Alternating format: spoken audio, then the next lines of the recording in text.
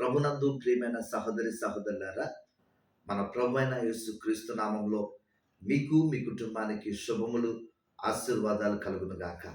బాగున్నారా? నా ప్రియమైన సహోదరి సహోదరులారా, ప్రతిరోజు మీ కొరకు ప్రతి దినము ప్రార్థన చేస్తూ ఉన్నాం. ఈ సమయంలో కొద్ది నిమిషాలు దేవుని వాక్యాన్ని మనం ధ్యానం చేద్దామా? దేవుని వాక్యాన్ని ధ్యానం చేసినప్పుడు దేవుని యొక్క వాక్యంలో నీకు దీవెనలు ఉన్నాయి. దేవుని వాక్యంలో నీకు ఆశీర్వాదాలు ఉన్నాయి. కొద్ది నిమిషాలు దేవుని వాక్యాన్ని ధ్యానం చేద్దాం.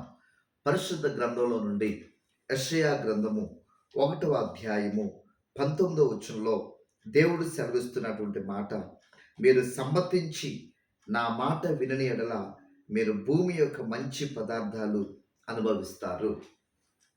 దేవుడు సెలవించుచున్నటువంటి మాట, మీరు సమ్మతించి నా మాట వినని ఎడల, దేవుని మాట వినని ఎడల మంచి ఫలాలు మీరు భుజిస్తారు అని దేవుడు సెలవిస్తూ ఉన్నాడు. దేవుని మాట మనం వింటే మన కుటుంబాల్లో ఆశీర్వాదాలు కలుగుతాయి. దేవుని మాట వింటే అద్భుతాలు మనము చూడగలుగుతాం. బైబిల్లో అనేక మంది భక్తులు దేవుని మాట విన్నారు, వారు ఆశీర్వదించబడ్డారు, వారు దీవించబడ్డారు. నా ప్రియమైన సహోదరి సహోదరులారా, బైబిల్లో అబ్రహాము కూడా దేవుని మాట వినటం వల్ల దేవుని యొక్క ఆశీర్వాదాలు ఎన్నో పొందుకున్నాడు. కారణం దేవుని యొక్క మాట వినటం వల్ల. బైబిల్ గ్రంథంలో రాయబడింది, 1 సమూయేలు గ్రంథము 15వ అధ్యాయము ఇక్కడ 22వ వచనంలో మనం చూస్తే, బలులు అర్పించుట కంటే ఆజ్ఞను గైకొనుటయే, పొటేళ్లు క్రొవ్వు అర్పించుట కంటే మాట వినటమే శ్రేష్టము. నా ప్రియమైన సహోదరి సహోదరులారా, మానవుడు పాపాలు పోగొట్టుకోవడానికి ఎన్నెన్నో రకాలు అన్నదానము, వస్త్రదానము, ఆ కానుకలు ఈ కానుకలు ఇస్తూ ఉన్నారు. మానవుడు ఆ రకంగా చేస్తే మానవుడి యొక్క పాపం పోదు. కానీ మానవుడి యొక్క పాపం పోవాలంటే ప్రభువు దగ్గర మన పాపములు ఒప్పుకోవాలి. యేసు రక్తంలో మనము కడగబడే వారిగా ఉండాలి. ప్రియులారా, ఈ యొక్క 1 సమూయేలు గ్రంథంలో మనం చూస్తే, బలులు అర్పించుట కంటే, పొటేళ్లు బలులు అర్పించుట కంటే దేవుని మాట వినటము శ్రేష్టము. దేవుని మాట నువ్వు ఎప్పుడైతే వింటావో నీ జీవితంలో గొప్ప కార్యాలు నువ్వు చూస్తావు. దేవుని మాటలో శక్తి ఉంది, దేవుని మాటలో జీవం ఉంది, దేవుని మాటలో ఆశీర్వాదాలు ఉన్నాయి. అందుకే మత్తయి సువార్త 8వ అధ్యాయంలో మనం చూస్తే, ఇక్కడ మత్తయి సువార్త పరిశుద్ధ గ్రంథంలో నుండి మత్తయి సువార్త 8వ అధ్యాయము ఇక్కడ 10వ వచనంలో మనం చూస్తే, ఇక్కడ యేసుక్రీస్తు ప్రభు దగ్గరికి ఒక శతాధిపతి యేసు ప్రభు దగ్గరకు వచ్చాడు.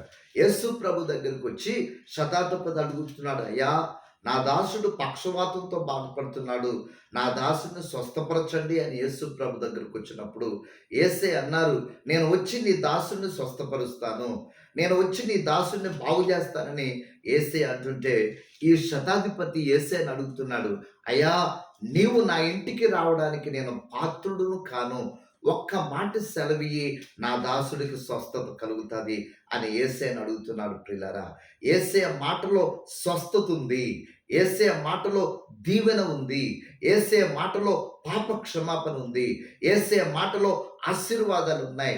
మనమైతే యేసయ్య మాట వినట్లేదు, లోకస్తుల మాట మనం వింటున్నాము, బయట వారి మాట వీరి మాట మనం వింటున్నాం. కనుక మన జీవితంలో ఇంకా ఇంకా మనము ఫలాలు లేక ఇంకా ఫలింపలేకపోతున్నాం. నా ప్రియమైన సహోదరి సహోదరులారా, దేవుని వాక్యం సెలవిస్తుంది, మీరు సమ్మతించి నా మాట మీరు వినని ఎడల మంచి ఫలాలు మీరు భుజిస్తారు.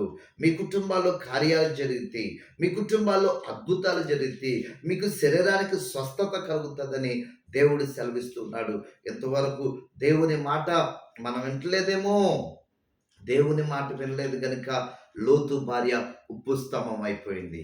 దేవుని మాట ఆనాడు జలప్రలయంలో ప్రజలు వినలేదు కనుక జలప్రలయంలో వారి ప్రాణాలు వారు పోగొట్టేసుకున్నారు. దేవుని మాట వారు వినలేదు కనుక సొదొమ గొమొర్రాలో అగ్ని చేత వారు కాల్చబడ్డారు. నా ప్రియమైన సహోదరి సహోదరులారా, నీ జీవితంలో కూడా నీ ఇంటిలో ఆశీర్వాదాలు కావాలా, నీ ఇంటిలో శాంతి కావాలా, నీ కుటుంబంలో సమాధానం కావాలా, నీ ఇంటిలో ఆరోగ్యం కావాలా, నీ ఇంటిలో అద్భుతాలు జరగాల, ఇప్పుడే దేవుని సన్నిధిలో సాగిలపడి మోకాలి మీద ఉండి, యేసయ్యా, ఈ రోజు వరకు నాయన నీ మాట నేను వినలేదు, లోకం వైపు తిరిగానయ్యా, ఈరోజే నా పాపములు క్షమించండి, నా అతిక్రమాలు క్షమించండి, నా దోషములు క్షమించండి, నీ మాట వింటాను ప్రభుని ప్రభు దగ్గర మనం తీర్మానం చేసుకుందాం. దేవుడి యొక్క చిన్న సందేశాన్ని దేవుడు దీవించి మీ జీవితంలో అద్భుతాలతోనూ ఆశీర్వాదాలతోనూ గొప్ప కార్యాలు, గొప్ప మేలులు దేవుడు నీ పట్ల జరిగించునుగాక. ఆమేన్.